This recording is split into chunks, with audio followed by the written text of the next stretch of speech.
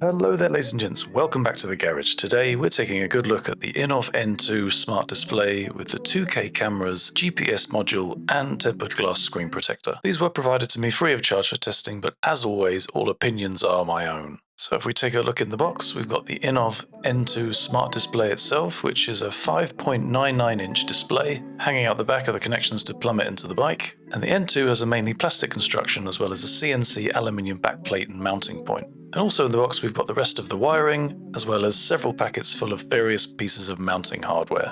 Next up is the cameras. There's two in the box. These are 2K cameras with an aluminium construction. They're easy to tell apart because the rear camera has a lot more cable than the front one, but just in case that wasn't enough, they're also labelled front and rear. Also in the box is a bunch of mounting hardware to stick the cameras onto the bike, and this is how the mounts look when they're put together. Next up is the GPS module. This has a plastic body, waterproof connectors, and a 3M sticky pad already on the back. And then finally there's the glass screen protector, which, as you guessed it, is a tempered glass screen protector, plus the obvious mounting kit. In the mounting kit for the N2 we've got various spacers and rubber pieces enabling us to fit this ram ball type setup onto the handlebars of the bike. And this setup gives us lots of flexibility when it comes to mounting the screen somewhere that you can see it. Alternatively, we could use the clamp with this little spacer, a bolt that goes through that and screws into the back of the N2, and that in combination with a couple of spacers and the other half of the clamp allows us to mount the N2 onto the accessory bar that you find above the dash on many adventure bikes. It's a little bit fiddly to get together because one of the screws goes from front to back and the other screw goes from back to front, but once it's fitted it's pretty solid and it's not going anywhere. So that's the N2 in position above the dash on my Aprilia Tuareg. So next up is the daunting task of wiring. Now this job with the Tuareg is relatively simple, but pretty involved. I had to completely dismantle the front end, take off the dash, take off the headlights, and remove several of the panels from the side of the bike. And once it was finished, the poor Tuareg looked like it had been in a head-on collision. Next up, I freed the battery from its shackles, disconnected the negative terminal first, then the positive terminal, and then connected the positive and negative cables from the N2 to the battery directly. Then I took the yellow accessory cable and piggybacked the 5 amp fuse for the tail light from the fuse box so that the unit would get switched power when the bike is turned on. There are better ways to do this if you've got a Thunderbox or a Hex Easy Can, but I've gone for a quick and dirty install for the time being. I then stuffed the fuses out of sight and ran the cables along the side of the battery. Before I went any further, I decided to plug the power lead directly into the N2 to make sure it was getting some juice before I ran the cables through the bike. Sure enough, the Innovv powered up, so all good. On to the next step. Then I threaded the cable down from the battery through the frame, alongside the engine, up towards the front of the bike, where I pulled it through alongside the headstock to join the main wiring loom. Next step was to fit the rear view camera, cleaned a patch on the rack with some alcohol, trimmed the mounting plate to fit, removed the backing paper and stuck it into place. I then ran the wiring underneath the seat release cable, alongside the grab rails, underneath the cross brace, secured the wire to the grab rail with a cable tie. Then I ran the wire along the front of the battery and then followed the power cable routing down through the frame and alongside the battery to the front of the bike again. So that's two cables in position. Next on the list is the front camera, and I'm going to mount this onto the bottom of the headlight unit. First I removed one of the mounting screws from the spoiler so that I could use that as a bit of a cable tidy. Then I did the same with the side cover to keep the cable tucked up and out of the way. Then I remounted the headlight to the bike. In the mounting kit for the cameras there are these little L brackets which you can use to mount onto the fork stanchions or anywhere with a bolt, to be honest, but I used the sticky pad, which is semi-flexible, which means that you can fit it onto all sorts of strange shapes and corners and curved pieces of the bike, but thankfully for my purposes I've got a nice big flat surface here under the headlight. So quick clean, backing tape off of the sticky pad, and then I stuck the camera onto the bottom of the headlight. And then the last bit to be fitted is the GPS unit, which is going to go on top of the headlight, so I cleaned that off, removed the backing tape off of the 3M sticky pad, stuck that down in place. So with all the components fitted, now I just had to connect the cables together. And because the basic N2 package is just the screen, the unit is shipped with waterproof stoppers in the cables that you're not going to use. But because I am going to use them, I can just unscrew the little collets, pull the stoppers out, and we're good to go. Then I connected each of the cables up. They're all color-coded and labeled, so it's pretty difficult to get them mixed up. And then I bundled up the cables, stuffed them in the space behind the headlight, refitted the cowling panel, refitted the windscreen, and then that was everything installed. Next up I fitted the tempered glass screen protector, but unfortunately the camera had a hissy fit so there's no footage, but I can tell you it was nice and easy to fit, and it fits absolutely perfectly. And then all that was left to do was to turn the bike on and see if it works. and the N2 fires up with this colourful splash screen and then loads straight into the dash. Obviously I wanted to know that I'd wired the cameras in properly, but I was met with this strange green screen situation. If you get this situation, don't panic, just hit the settings, go to resolution, and then make sure that the resolution matches that of the cameras that you've got installed on the unit. The N2 restarts, fires up again, and there we go, we can see our cameras working properly. So now that I could see the feeds properly, I could adjust the cameras to have them point the right way. You can tip them forwards and backwards and completely rotate them within the clamp. Then nip the bolts shut and the camera's ready for action. Next up, I wanted to connect the phone to the N2. For this, I tapped on Link, then CarPlay. The device name is shown on the screen, which you then connect to in the Bluetooth menu of your phone. My phone then flashed up with a Connect to CarPlay message. I clicked Connect, and that was the phone connected, and all of my apps now being mirrored on the screen of the N2. I then wanted to check that the firmware of the N2 was up to date, so I tapped again on Link, then to Firmware, confirm the option, connect the unit to a Wi-Fi network by selecting it and then typing in the password on the on-screen keyboard. Then I tapped on Check Updates, only to be told that I hadn't yet installed an SD card. So I pulled open the handy rubber door on the bottom, stuffed in an SD card, formatted that SD card using the N2 settings, then went back to the firmware update page, tapped Check Updates, confirmed the option, and then the N2 downloaded the software and went through a series of shutdowns and restarts until it rebooted with the fresh software installed. I went back into the Link page, turned it back onto CarPlay mode, and then my phone reconnected automatically, and I was ready to head out for a ride. So here we are out and about on the bike. The N2 is fully installed and functional, as you can see. I've currently not got the phone connected, so we can see that the device is on its home screen. And on that home screen, I'm presented with a bunch of information. Overall, it's a pretty tidy, slick-looking interface. Over here, on the left-hand side, I've got a compass. It's telling me my bearing is currently 248 degrees. I've got a speedo. Underneath that, there's trip. It's currently showing that I've traveled 3 kilometers since I started, and then time is telling me I've been riding for 17 minutes.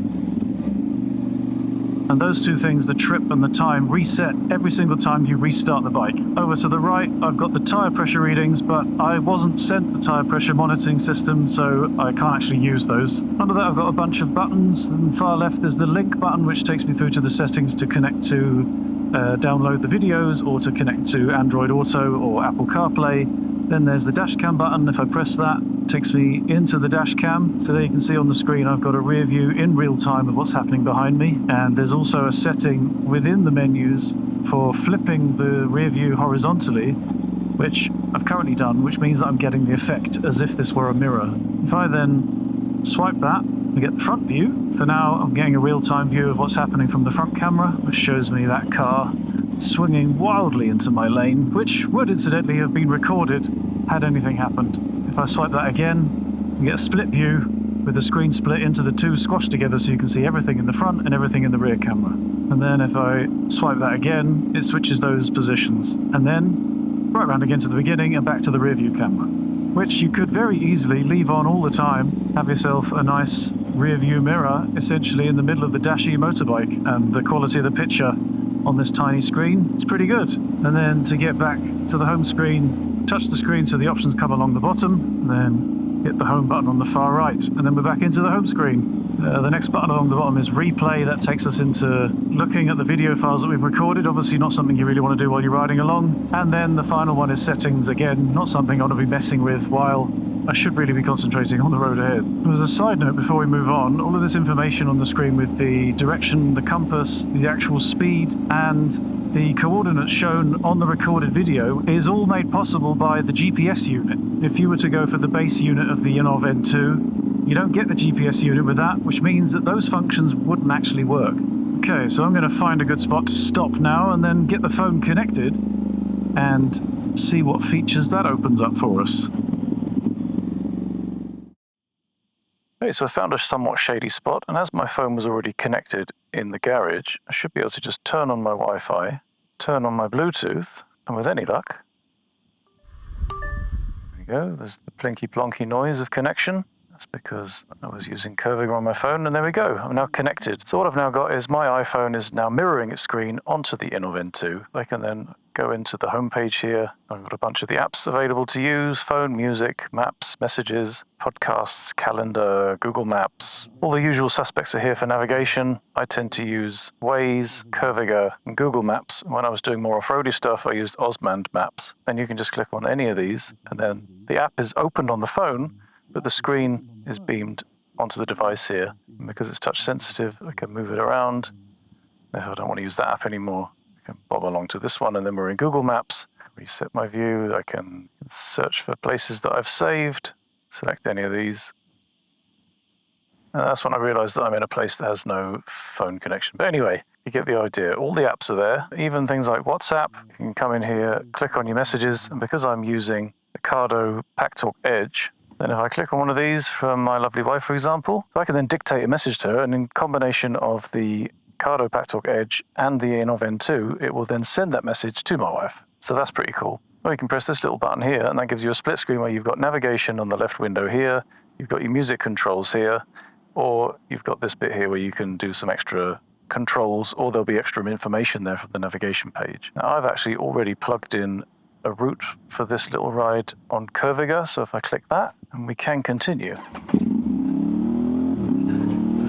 So what this then means is the Innovv N2 has essentially become my phone. I no longer need to mount my phone onto the dashboard of the bike, worry about it being vibrated to death, having the camera shaken to bits. All of the navigation functions, some of the communication functions, and all of the musical functions, the things that you would actually need on a bike, are all taken care of by the Innovv N2, mounted beautifully up high on the dash. And the screen is really very easy to see. It's very large, it's very sharp. The brightness is easily comparable to the brightness of my Aprilia Tuareg dash. I mean, I'm riding about in glaring sunshine right now, yet I can see everything that's going on the screen quite clearly. But the functionality that you get from the navigation apps, and there are plentiful from which to choose, depends entirely on the app itself.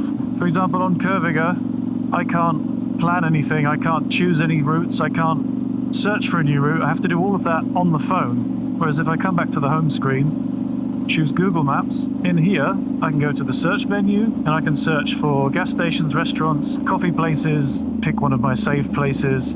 Okay, Google Maps doesn't want to work. Okay, so now I've found a spot with some internet. Right, I can hit search. Right, for example, recent searches, something I've searched for recently, and then it pings through there, and then I can start the route. And then just like that, I've got turn-by-turn instructions, all of the stuff I need to get to where I need to go, but also inside of Google Maps and many of the other apps as well, you can turn on turn-by-turn instructions so that you get the voice instructions beamed into your ears through your intercom. It's not something that I use, but if you like that, it's really quite handy that you can have the instructions spoken to you into your helmet. But I don't actually want to go there, so exit out of that, come back to the home screen, go to Curviga because that's where my route is, and then I will continue. But before I do that, I might listen to a bit of music. So I come into my music app, I can choose things by album, songs, whatever. Bit of a classic, bit of Al Green. So now, when I come back here to the split screen thing, I've got the music controls down here, so I can skip on to the next song, pause the music. I can also click on here, the music continues to play. Also, I can control the volume using the Cardo PackTalk Edge. And also on the PackTalk Edge, I can press the button on the front here, and it skips the song, one song at a time, through to the next one. So I've got good control of the music that's going on there while I'm riding, without actually even having to touch the screen at all. But I want to hear the dulcet tones of the bike, so hey Cardo, music off. There we go, the music stopped. We can come back to the navigation page and continue on our merry way. Okay, so with the various Apple CarPlay features and functions out of the way, what's left with this device? Well, you may have noticed, if you've got incredibly good vision, this little white circle that's kind of been floating around the place. I've been moving it here and there when it's been in the way of what I've been wanting to do, but this little circle, if you push it, it's a movable home button. And then you get volume controls, you get a button to go back to the home page, you also get the button to go to the camera, and in here you can start and stop recording, you can take a photograph, you can lock a video so that it cannot be deleted no matter how hard you try. You can do this to cycle through the cameras. You can also go in and have a look at the videos that you've already recorded. There's a video of me bobbing along just a second ago. Then again on this little home button, you can lock the screen so that no matter what I do, nothing happens, I can't change anything. This is really handy if, for example, rain is getting onto the screen and it's causing a problem, which incidentally I can unfortunately give you no information about because I've been living in Spain for a year now and this is pretty much the weather that we get. There we go. Hit the little padlock in the right to turn that back on. We've also got controls for the brightness and finally the ability to turn the screen off completely. And then all you need to do to turn it back on is touch it, and there it is again. And as I already said, this little home button, you can move it to wherever you want. I think personally I would quite like if that button was a little bit bigger. It's quite difficult to grab a hold of it. Hello. attacked by the butterflies. It's because I've got such a beautiful face, like a flower, isn't it? Come back into the dashcam again. There's a few settings inside of the dashcam thing. Here it is, that thing I said you can reverse the rear view camera. You can have that switched off if you want. You can choose the length of the loops of your videos. You can also choose the sound level. You can also select what you want on the data overlay, logo, time, and latitude. I've got all of those on because I want as much information to prove that I was where I said I was when I said I was. And then this next one, G sensor. This is so that if anything happens, if you were to drop the bike or if you were to run into somebody, the accelerometers inside of this whole setup will then lock the video that recorded that. So no matter what happens, even if the videos loop around in a month's time, that video won't be overwritten and it won't be deleted. So that will always be in there. And you can tell that that's happened by the blue light here, which flashes and blinks when it's recording.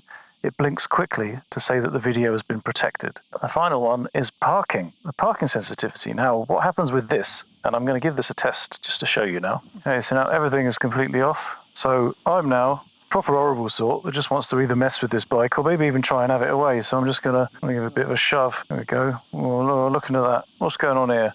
And you can see the blue lights come on the Innovv N2 there. So when I keep on messing around with this and I walk around here, show me Chevy Chase to the camera. Look at you, look at my face. Yeah, look at my identifiable information. So when I come into the replay bit, there's an option up here at the top called parking. And look at that. There's a new video for front and rear. So if I click on this video, give it a play, look at that. There's that plonker, that scallywag what was trying to steal my bike. But unfortunately for me, this bike already has a problem with flattening the battery when it's sat still for any length of time. So that is something, because this thing is constantly going to be listening and every time anything moves the bike, it's going to be recording. It's a feature that unfortunately I can't really use. But if you've got a bit more of a stable bike with a more reliable electric system, that could be pretty handy for you. While we're on the subject of videos, another quite handy feature is that you can come into the link here and then go to the download section, switch to video download mode, connect to the Wi-Fi hotspot, which the Innovv N2 has now created, then come to the Innovv app,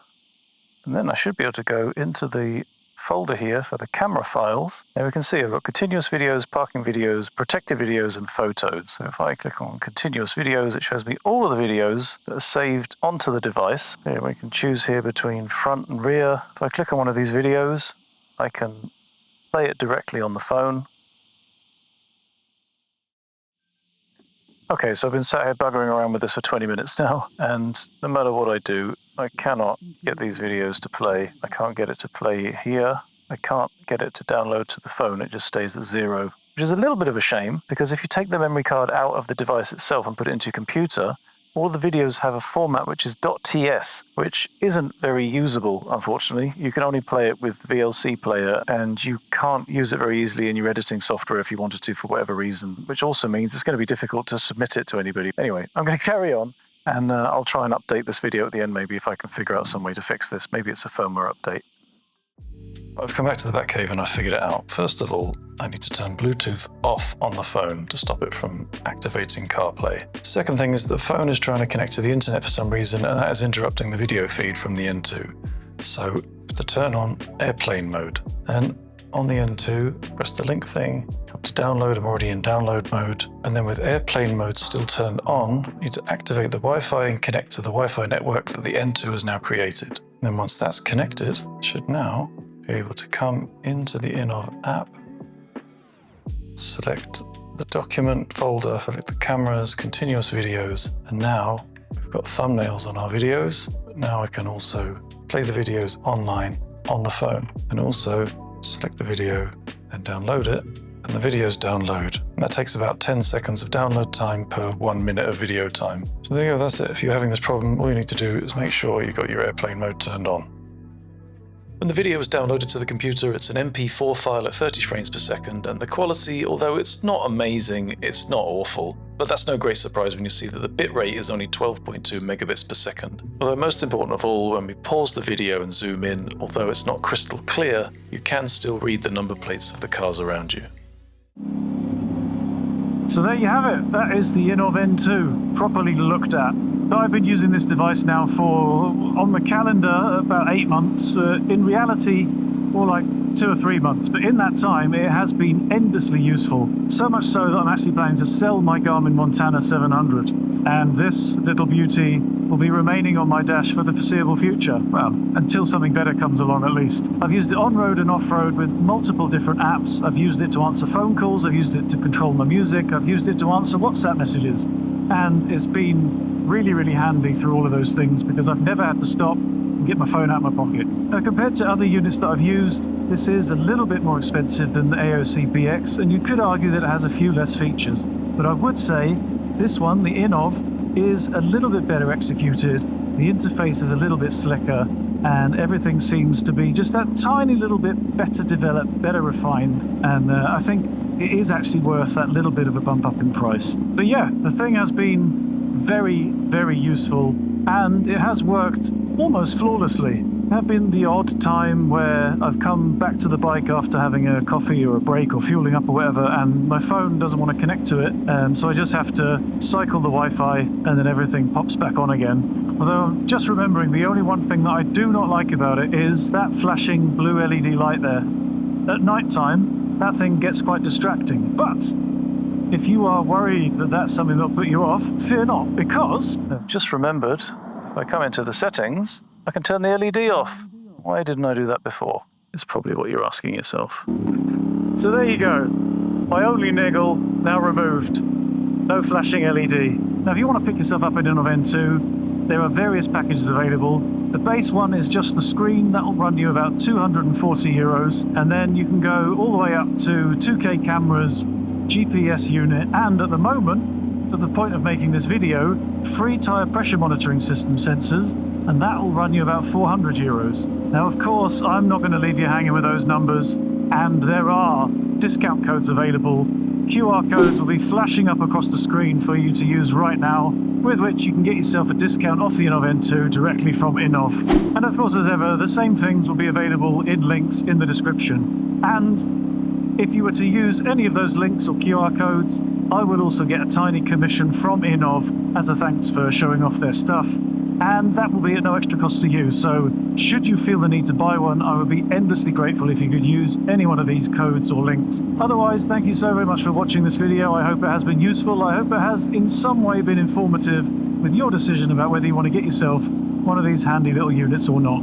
If that has been the case, please do give the video a nice big thumbs up. And other than that, yeah, keep your bike shiny, keep yourself out of trouble, and I will see you in the next one. Ta-ra!